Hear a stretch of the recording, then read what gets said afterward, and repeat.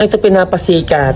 Dapat ito tinutularan din ng mga kabataan sa panahon ngayon kasi ay makikita natin yung selfless love.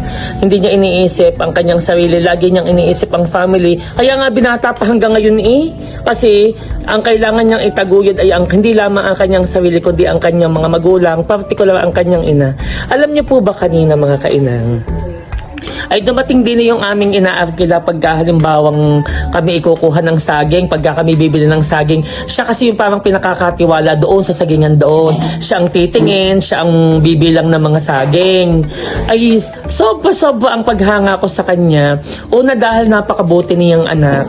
At pangalawa ay parang yung kanyang sarili ay inialay niya sa kanyang pamilya. Hindi niya iniisip yung kanyang sarili. Ang iniisip niya lang ang kanyang ina. Katangi-tangi ang kanyang ina. Kasi kanina sabi ko, Inay, bigyan ng pagkain si Yani at gawa ng abay gutom na gutom. At galing sa sagingan at nagtingin-tingin doon at nagtulong pa sa amin sa saging. Nagbuhat din sa amin din sa terrace. Ay di binigyan ni Inay ng merienda. Kung ano man. Aba, sa halip na kakainin yung merienda, ang kasabi-sabi kay Inay ay, yun daw ay hindi niya kakainin at yun daw ay ibibigay niya at dadalhin at ipapasalubong sa kanyang ina.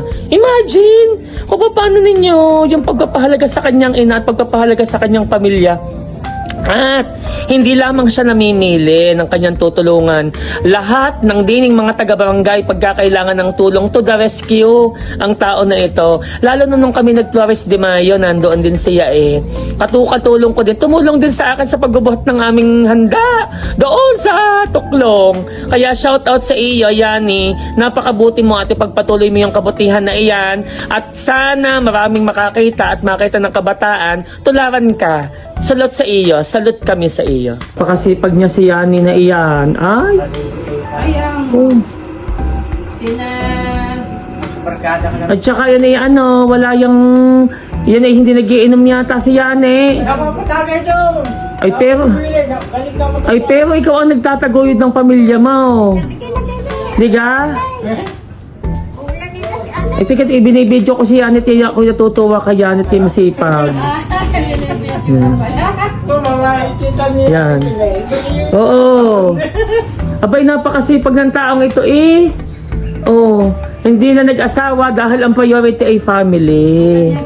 Diga? Oo, kabait naman yan. Ay, may na. May birthday ayos nga mga bata ngayon. Ha? Naulog na akin. Ano sabi sa iya, Yani? Ano sabi sa iya? Sabi sa akin, baka naman. Baka naman sa iya? Oo, ay anong gagawin? Ikaw na magbibigay ng handa. Bakit ang tito? Ay, sapag naman yan sa akin. Sa iyo. Kanigayahan na si Tito. Kaya nga, at saka Nalambing. Aba, shout out sa aming kasama na napakasipag na Ari kabatch ni Kuya. Ay po. Nakalive ka. Oo, ari ay napakasipag. Ang inaasahan lamang sa family nila ay si Yani. Yosef mo si Yato, tsaka si Paringalan. Oo. Huwag mong isasama yung bigay ko sa iyo. Ayan, umalis na. Ay, si Yani. Yani, ang baka kikiabusin ng ulan. Bilisan mo. Thank you, ha. Kasasunod ulit. Kasipag naman at kabait naman ng taong ayan.